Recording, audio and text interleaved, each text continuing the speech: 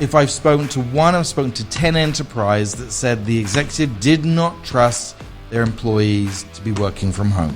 Welcome back to the WITS Podcast. We are here with my good bud, Paul Dodd, extraordinary entrepreneur, one of the smartest dudes I know when it comes down to business. You are currently the head of Canadian engagement at Wilson HCG that does things like recruitment, placement, outsourcing, human capital management. And we're going to have a conversation on not just what business looks like today, but what it looks like when it comes down to leading people, engaging them, onboarding them, and in some cases, maybe just your thoughts and opinions. So I am super thrilled to be having this conversation with you today. Welcome to the show, Paul. Thank you. How's business going for you? What are you guys doing to sort of navigate the world? And not what you've done. I think let's move past that conversation.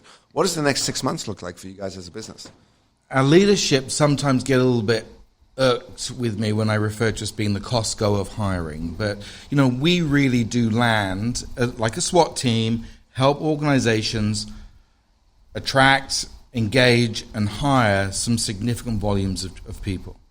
So what I like about that is that, unfortunately, because HR is behind on funding from corporate, so if they're going to thrash out, they'll thrash out at marketing and HR and other shared services. My business training.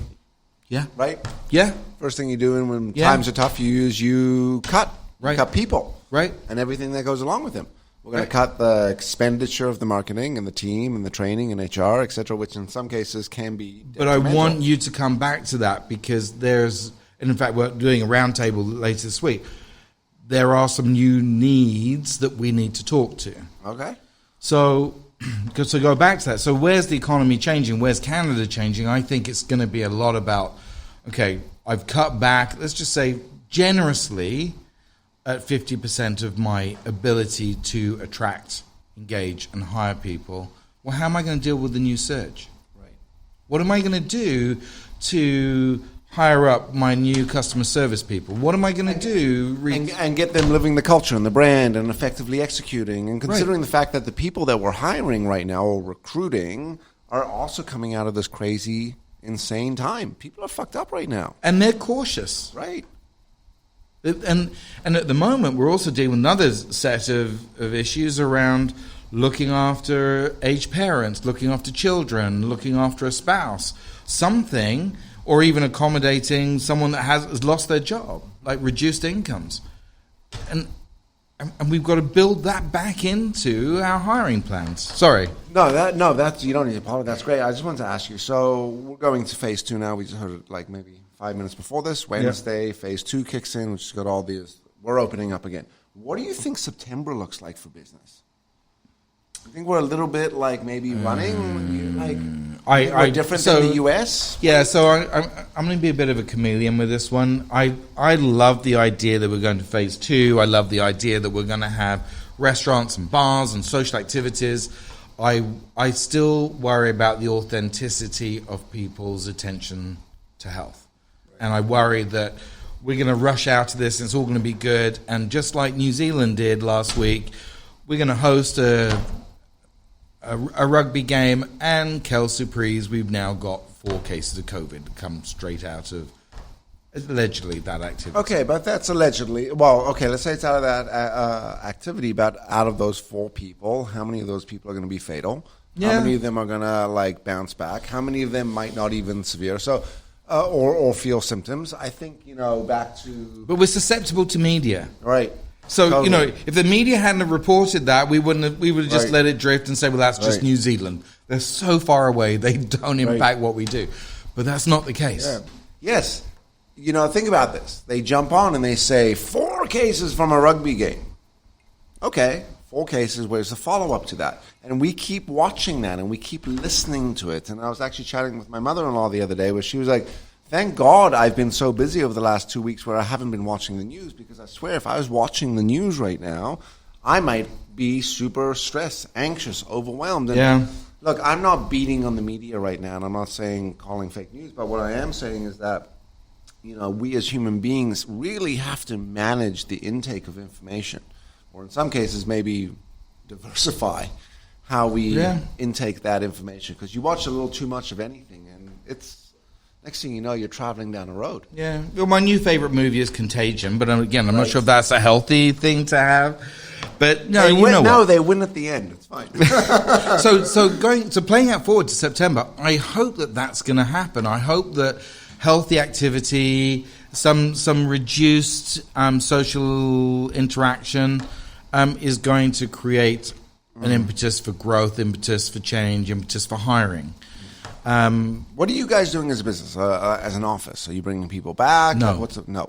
No. So the conversation is very direct, and whether we're talking about diversity or whether we're talking about our own policies, we believe we need to be able to exhibit those behaviors that shows the market, shows our customers that we care. Yeah. If we don't care and we're forcing everyone back into the office, it tells our customers anyways, it's not a good thing. Okay, so back to September. Do you think people are going to be back in the office in September? We will not be in the office, I don't think. Yeah. And of the FIs that I know from the downtown core, there's only about 10-15% that the government's asked the banks not to bring people back downtown. In fact, all major corporations November to February is the earliest. Correct. I spoke to another client. They're not doing live training. They've officialized it until November 2021. I'd probably put a couple of other superlatives in with that one. I think we're not in a good way right now. Right. So let's play forward, because I said let's talk to it later on. But when you talk to your developing your people, when you talk to training, there are firstly the Stackhouse from RBC that did this major economic presentation probably about 4 weeks ago now, and he spoke to the emerging sectors. And one of the things that hit me with a 10-pound hammer was e-education. What is it we're doing to facilitate a digital conduit for education, for instruction, for coaching, and those types of things? Yeah. And he identified that as being one of the 7 largest areas of growth coming out of COVID and stroke the recession. Training and development. Correct. My business. Correct. Amazing. Online. Yeah. Well, we're online now, so it's good. I know you're online.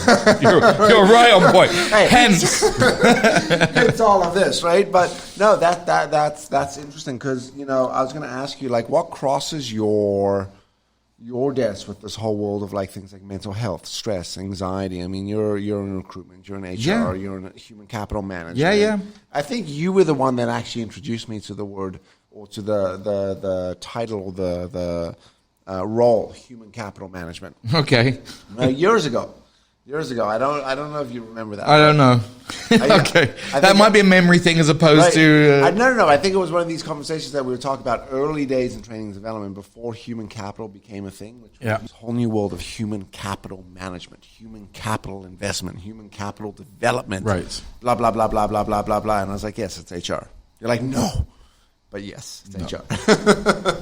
So go back to what's crossing your desk. So let's dig into that one, because it is quite significant. So, and we had copious conversations around vision and values in the old days. Right.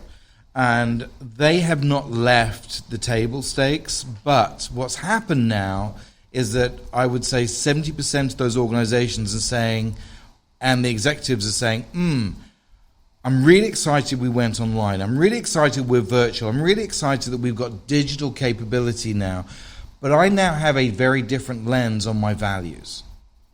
Because what I thought was really cool before, because we were collaborative, because we were visionaries, because we would work hard, because we would do X, Y, and Z, was okay. And it was relevant to the last decade. Right now, people like resilient. They like trustworthy. They like autonomous. And those values are playing into this. Are those values or competencies? Well, that's interesting. Going. So I agree with you. In the HR world, we're talking about competencies. But the executives are now saying, whoa, hold on. They could be competencies, but I really value them.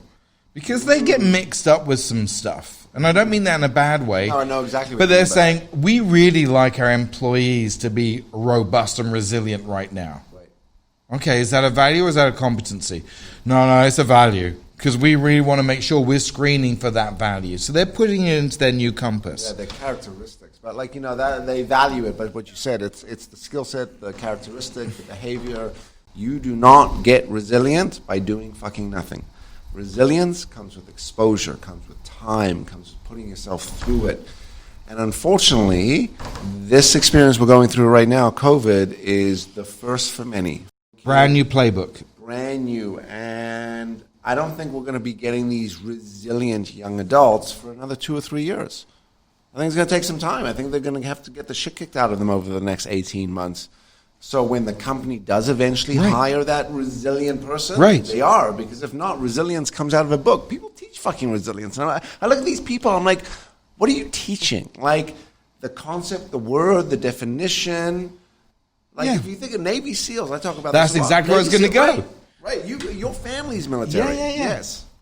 No, you're absolutely right. It's this military mindset around, oh my gosh, I can now let people go and wander around at home, and I trust them now to do stuff. If I've spoken to one, I've spoken to 10 enterprise that said the executive did not trust their employees to be working from home. I got a message from someone the other day who I posted something which was about bringing people back, and the video or the post that I put out was something along the lines of, we want to drive people back as quickly as possible. I think selfishly as business owners you want to in some regard for 2 reasons. One, you want to get back to some normalcy. People walk around the office and people back in there is normal. And 2, in some regards, there's a little bit of a productivity conversation. But you got to be patient with that. You got to be very ginger. Now, this individual that sent me the message was basically like their company is opposite to all of that. From day one, they've been mandated to be in. They don't respect this whole situation. They don't respect people's anxiety, et cetera, et cetera, et cetera. And it's creating a massive issue. And he sent me the message privately because obviously he didn't want to post it online. But that got me thinking. Got me thinking in regard to, the balance back to the importance of bringing people back, but also respecting the fact that the impact is going to have on people. This is kind of what we were just talking about, which is this shit's going to have a major impact on people. You can't be blind to that. Yeah. Yeah, and I do worry about that. So when they talk, what's his name? Michael Pridis. So he's a chap that manages a business out of Australia called Fathom.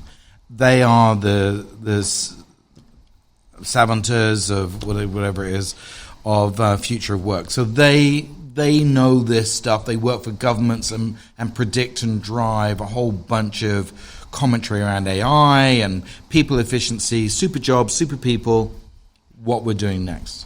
The reason why I go there is if we're talking about the new business, the new future of work, a lot of that AI stuff that we were talking about a year ago, 18 months ago, where machines were going to replace people, it's like, and when? Crazy times, man. I wasn't expecting to have this conversation. I was expecting biz and stuff, but we've really got into this whole conversation of human beings, human connection, what the next near future is going to look like. Not just from a societal standpoint, but from again that professional environment. Right. Nuts. Yeah. I'm more worried now about I'm super depressed right now. No. You shouldn't be. So the good news is, again, this is my talk track right now, but we're doing 2 or 3 things really, really well. One is we've gone agile. So we've understood what it's taken now to go to the cloud, to go virtual, and we're actually not doing a bad job of it. Not terrible. We've had to adapt, and people are like that. They do learn to adapt. And we've done it pretty damn well. So all the stuff that we were saying before around virtual learning, buying online, entertainment online, and by the way, health online, this stuff is significant. Who'd have thought your new doctor's reception now is going to be basically evaporated, and you're going to be waiting, in a virtual room. But this is also weird. If you need a doctor right now, you're scheduling a virtual appointment. I want to take my kids to the doctor. It's online right now. Yeah. And it's well, as long as they don't have any major ailments, it's fine. But Okay, the feedback that I'm getting is Yeah. 80% of the ailments or conditions are actually really easily communicated through a really thorough screening. yeah, There are the other components which we're not good at, which is, unfortunately, mindfulness, Right. mental health. Right. And I don't think that's getting translated because people are still, if they found it awkward to talk in person, they're finding it even more awkward to talk over a camera. right. So that piece I worry about. But on the other hand, you'd have never anticipated that 10 years ago. No, never. And it's now 3 months in, Right. on and going. Watch how like how fast digital and digital communication and digital technology exponentially grows over the next 6 months. Right. Because we're going to be forced. That's going to be the only way we're going to be able to do things. Right. Right. So we were already primed to buy online. We're already primed to enjoy entertainment online. Like obviously the biggest caveat at the beginning of all this was that the bandwidth wasn't big enough for all the data streams. Yeah. Netflix was seriously on its back foot. Right. Prime was on its back foot, but now they're like, okay, great. People's expectations have been reset, but on the other hand, they've also managed to find some band-aids. What is future ready? Let's go there for a second. Tell us a little bit about future ready. What does that mean? What does that look Sure. like? What's good future ready? So we tripped on this earlier with those 4 quadrants of future of work. So you've got the mundane and the ordinary that goes to the machine. The data heavy analytic stuff that goes to the machine, and then you've got the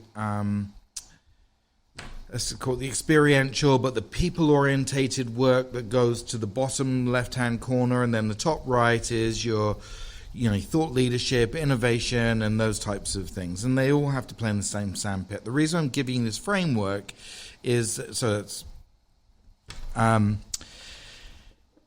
so that when you're looking at what the new jobs are, when you look at what the new people are, you really start identifying with super jobs and super people. So, I saw this old movie on Netflix the other day called Super Bob. He got hit by a meteor and he always had like superpowers. That's not going to be too dissimilar to where we're going to go in the next 10 years. Because now you've got to distill a whole bunch of old experiential stuff that was split across 4 or 5 people into one person.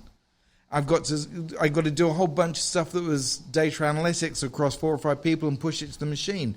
So I create a super job, and a new person's got to have some super skills. So, employee that needed to come back has got to have plus. What does that super job look like? What does that super candidate look like? Yeah, which is Do you follow? Am I being? Yeah, no, I totally get it. I love what you're talking about, which is people need to really be thinking about that, which is, this position of, oh, there's a new world, I'll wait to come back. People need to be in this position of like, shit, I need to come back super strong, super better. I need to be super more advanced, super more adaptable. I need to be the superhuman being. Right. In order not just to survive and navigate this world of, call it business and economics, but to be able to be employable, to be able to, talk about talent acquisition has totally been flipped on its head. Oh, it's unbelievable.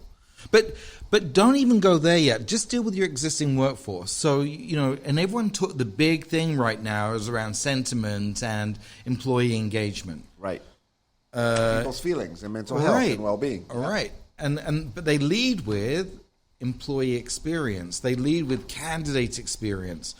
But to me, experience is a moment in time. It's an event or it's a conversation. It's done. It's evaporating at that point. You've got to have a catalog of those experiences to make engagement. Mm-hmm. And the engagement piece is where we're now going to be going. So when you talk about this, let's say concierge, stroke people, stuff going on, you've got to have a new repertoire of entertainment, casting couches, experiential stuff going on that's going to be unheard of before. Which is going to have to be delivered through a digital world. Right. Difficult. Very difficult. Right. Employee so experience. This on steroids. Right. That's actually a whole new interesting world, which is how do you digitally onboard people? Right. Employee handbook, operations, standard operating procedures, et cetera, et cetera. Culture. How do you create team, company, corporate culture being remote and separated. Right. Well, you know as well as anyone, you have to be video on all the time. You can't have video off. Right. Secondly, you've got to be able to have ad hoc conversation, improv, because if it's just staged all the time, that's also going to be miserable. Right.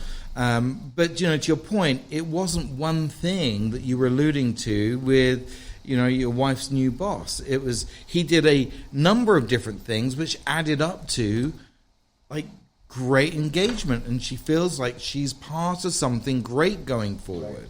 Right. Onboarding isn't necessarily going to be an event where everyone just tries to get as much as they can into an online experience. No. It's going to be sets of things. But that's the way it once upon a time was when you started a job, you were overloaded in the first week. You were just like, woof, and then you were dumped. You're like, okay, now go do your job. Right. And I think, in fact, maybe digital onboarding is going to improve the way people are onboarded in organizations, because it is going to be more methodical. It's going to be timed. It's going to be a little more precise, right? Yeah. And it had better catch your imagination because, and again, we go back to the CEO group, but we're talking about business to person now. Not business to consumer, not business to business to person. So I'm dealing with people all the time. And therefore, I've got to make that conversation really, really relevant. I've got to make a set of conversations really, valuable. Anyway, you know what I mean. I do. And you know what I heard you saying there is it's hard to have so many conversations all the time and be on all the time. And that's part of this video world. But you did it in the office unknowingly. You did. You know what? You just said something. I didn't think about it that way. You did. You were on all day at the office. You allowed interruption whenever it suited someone else. Right. Or whenever it suited you. Right. This is true. So, but making that digital cadence the same way, at the moment it's still very staged. So, our kids are still doing it with TikTok and Snapchat. Like, they'll just do a whole bunch of stuff.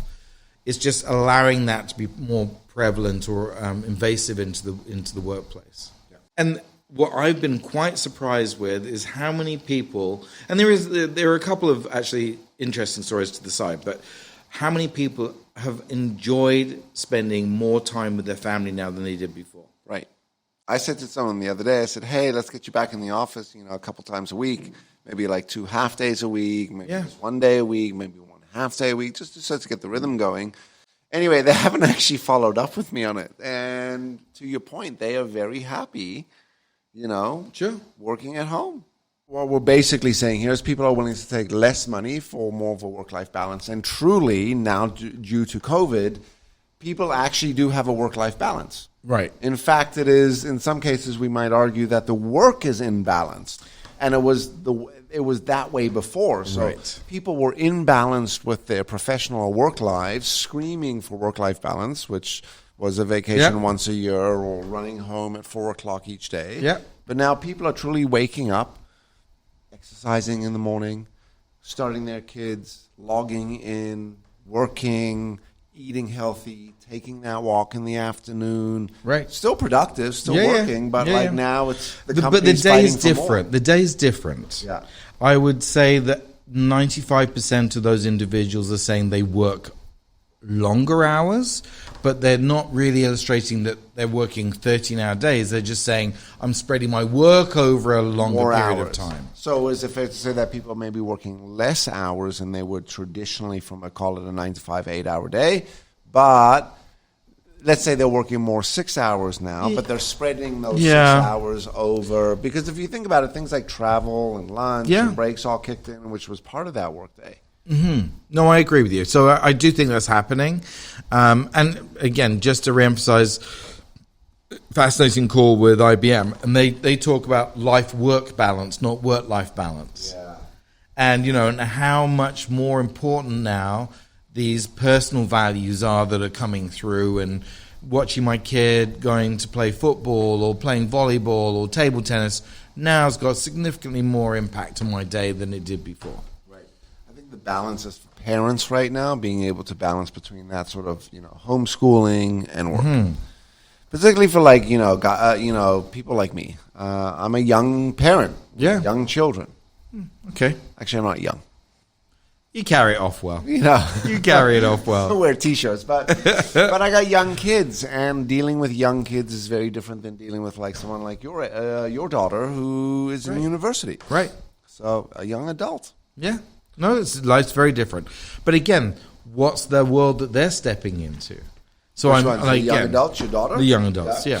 Okay, so let's actually spend some time. So your father, daughter's in university. Let's define her as a young adult that's entering into the world. She's entering into her career, into life, into like. I As know. a parent, what do you think about this? Like, what do you think her chances are of success in life, career? I mean, we got her generation screaming right now that it's unfair and they've just inherited this fucked up world. Yeah. So I have to say I'm having apoplexy simply because I've got so many old values, so many old competencies that are flooding to the fore. And and this summer was absolutely classic. So I'm thinking, great, she's finished school, she has to get a summer job. And it's not a summer job because she has to pay for anything. It's a summer job because I want her to learn how to work and what to do with some of those competencies. So two things. Firstly, COVID pulled the rug out from underneath her feet. Okay. And she's like, well, hold on. I've got 30% less opportunities. Secondly, I'm also trying to be health conscious because I want to visit my grandfather and I can't put myself in harm's way. So I don't really want to go and get the job in the warehouse. I don't really want to get the job in the hospital volunteering. So those jobs suddenly become unattractive. But I'm like, okay, great. But knowing the job market as I do, I want you to be able to tell a story in 4 years' time, 5 years' time about what you are going to do with this novel virus. What are you going to do to show that you're different? What are you going to do to exhibit, I worked hard, I did this, I did that, I did the other to get a job? Because as an employer, I want to know that stuff. Plus, you also said you're a little old school, and plus, you also come from this background, like your family's military, like you are back to this conversation of resilience and exposure. You were thrown in the shit, you had to survive. Yeah. You've become this amazing entrepreneur and this very successful business leader, and you've gone through mergers and acquisitions, and like you're probably one of the most well-rounded business people that I know. But do you want to sit there and talk about, so what's important? Well, you got to work hard. Like that is so dated right now. But is it? Is it, bro? Well, like, come no, on. no. So that's a good question. I work so fucking hard. I grind so fucking hard. Yeah. Emotionally, you grind yourself to death. Right. But isn't that part of what like gives you the... It's what gave us the joie de vivre. Right? Absolutely. Don't disagree with you. But the new worker is not going to be turned on like that. No, I'm not talking about the new worker being turned on. I'm talking about the individual that's going to be successful. You're successful. I'm successful. But and a lot more success to still achieve. But will they achieve the success we've achieved? But I don't think the same success is available to them. Okay, so whoa. So let's talk about Maslow's triangle here. All right. So we knew that if we did these things, level 1, level 2, we could actually get some representative reward and have houses and cars and things. And then eventually this sort of... Or an exit or something. Right. They don't care for that now. They what's a house? A shared house? What's a car? A shared car? Like... ride share and... Well, I agree with everything except the house. The real estate... No, land, real estate's going to change. I'm going to refute that. You think real estate's going to change in the sense that people are not going to drive to own land? You think it's going to become communal? Yeah. Wow. So let's go to real estate businesses right now because this is fascinating because I know at least if I spoke to 10 companies, 4 of them are revisiting their real estate strategy. Okay. They're saying... we don't need to have people in the office, and by the way, we don't need to have so much office space. Okay, that's corporate, commercial. Corporate, yeah. So, but then we're going to get into shared office spaces. Not the WeWork. WeWork was floor, depending, but it's challenging. No, it was for a fucking bunch of assholes that wanted to pretend they were a business. Okay. For sure. Actually, sorry, I should back that up. No. WeWork was good. WeWork, that shared office space, that was a different story. But then there was these social sort of corporate spaces. Correct. Which I thought could be good. You thought, really? Well, because we're going to get into some sort of social communal type activities soon. Bluntly, as per COVID right now, that fucking strategy's gone right out the window. Communal, social, business, commercial spaces. Okay. Actually, no, so before hold I on. make a bold statement, let me retract. Okay. So let's play that forward. Okay. So now I've got, let's just say, a significant global bank in Toronto with 64 floors. Right. They can only fill up to 30% capacity what they used to have before. That's assuming they've got 30% of their workforce that wants to come back. Just say that's 24%. I've now got a 6% delta of space that I really should be using to generate income of some sort.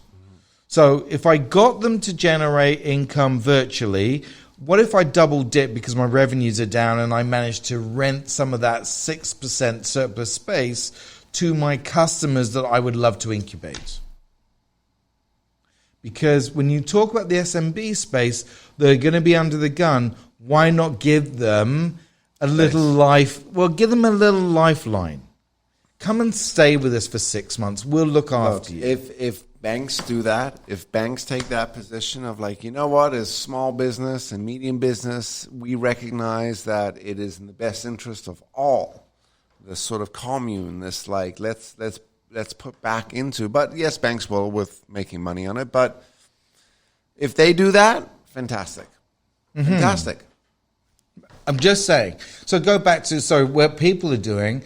The property market is not in step with those salary reductions we were alluding to earlier on. Okay. So if the property market, just say at the moment is just steady, but it starts to repace itself and it comes back at, let's just say anywhere between 5 and 8% per year.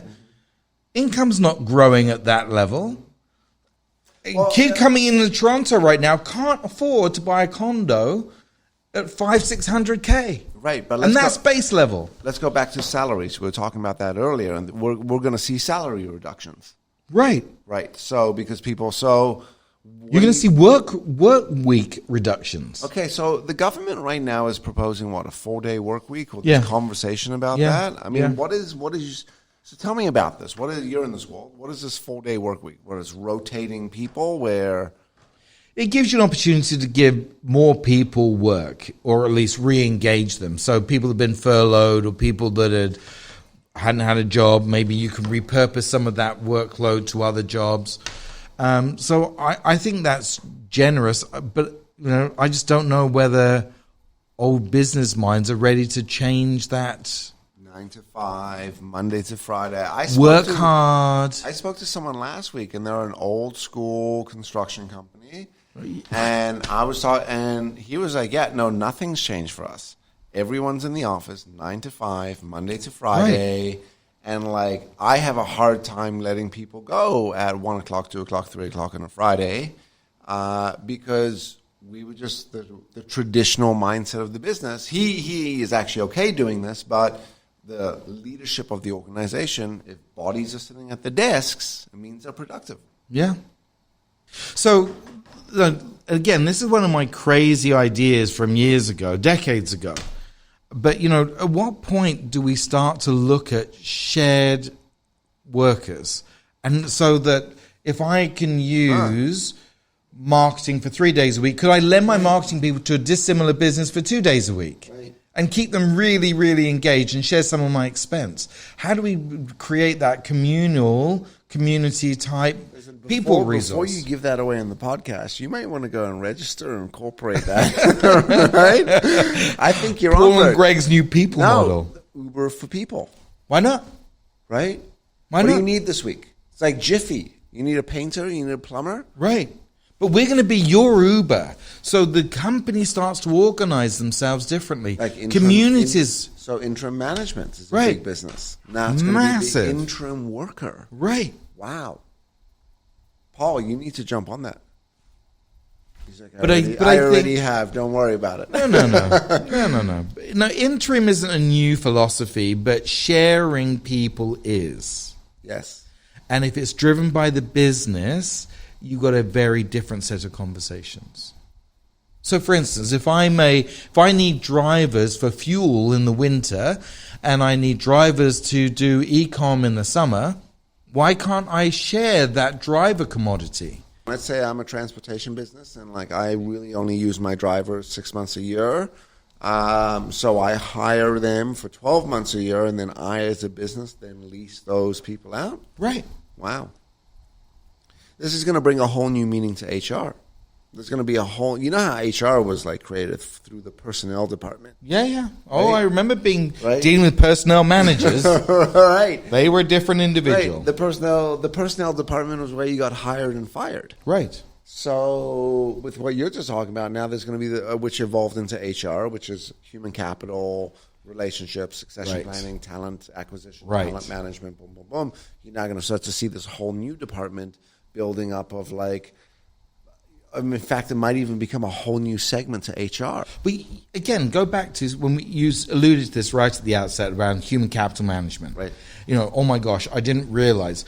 Human capital accounts for anywhere between 80 and 90% of your balance sheet. Yes.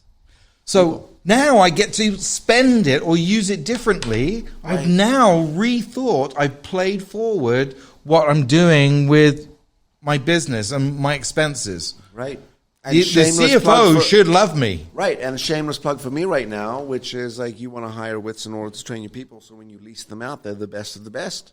Right. Right? Better humans. Or I give them better skills, so you create super people. Right. But then, you know, in some regards, what you're also talking about is that sort of old school thought, not old school thought, but that thought of cross-training. Right. Which is people used to go cross departments. You know, in the U.S. government or in government, you see a lot of this, which is like they get to go out and do details. Which is they get to go to these different agencies and do these different types of gigs, even though it might have nothing to do with their current job. Yes. But it gives them expansiveness to their experience and knowledge. So when they ideally come back to their specific role, they're coming back well more rounded and experienced, et cetera, which lends itself to that role, which is what you're talking about. People being multifaceted and multi-talented to be able to do one job. You're hired to do this, but you come with all this range of background. Think about like almost a contractor or a handy person. I was going to say handyman, but handy person. Yeah. Handy person. Someone that can do carpentry and plumbing and electrical, right? But is also good at like laying brick. That's also good at doing a little bit of landscaping. That's what we're literally describing right now is what we're going to be looking for in talent is the ultimate handy person. The jack of all, the apprentice. Jack or Jill of all trades. And it's ironic actually because we actually referred to those people being called odd job people. Right. And now they're going to be called super job people. Right. So, you know, it's a pivot, but it's a very important one when you think about how business is going to go to the market for human capital, how it leverages that investment. Right. So we're going to talk about the economic recovery. What do you think this looks like? For Canada. Okay, so, you know, I'd love to know the U.S. as well. Yeah, so, the U.S. is going to do some interesting stuff, and I just think a lot of that's going to come out of the election at the end of this year, and, you know, we're just going to have to deal with it. Who do you think is going to win? I'm actually going to be brave right now and say the Democrats are going to get back. Are you out of your fucking mind? Trump has got this nailed down for sure. He does have the markets nailed down, but he has done himself a lot of damage with the whole US has done themselves diversity. Damage. Yeah. But you know what? That's not going to be remembered. All right. Anyway, let's come back. We will have a follow-up podcast to this conversation. We can. But back in November, and you'll go, Dottie, I'll eat my hat. Right. So back to Canada, the sort of recovery. So when we came out of 2009, 2010, Canada economists were telling us that it would be 2011, 2012, 2013 that we would be starting to see an impact. It was 2015, 2016 before that really translated to net new jobs and net new prosperity. So I'm a little bit worried right now that this isn't going to be a flash in the pan, and we're going to be coming out of this 2021, 2022. I'm looking at Canada's economic plan right now and saying 2023 is probably about right. You know, I heard the other day 10 years. That wouldn't surprise me, but that's too long. I agree. I'm an optimist. Yeah. You know, That's too long. Well, good. Interesting view. Listen, Paul, you are an amazing person, human being, entrepreneur, leader, father, good pal. I've known you There for you a go. long We'll take that time, first. right?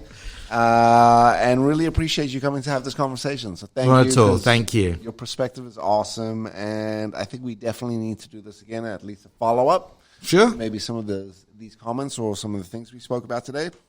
But this was good. Thank you very much. Thank you. All Really right. enjoyed it. All right. Hope you enjoyed today's show. Don't forget to click, like, subscribe, and we will see you next time. Hey, I'm Greg Witz. Thanks so much for coming and checking out the video. If you like that video, you're going to love the next one. So I'd highly suggest that you click this video over here. And don't forget to subscribe and share.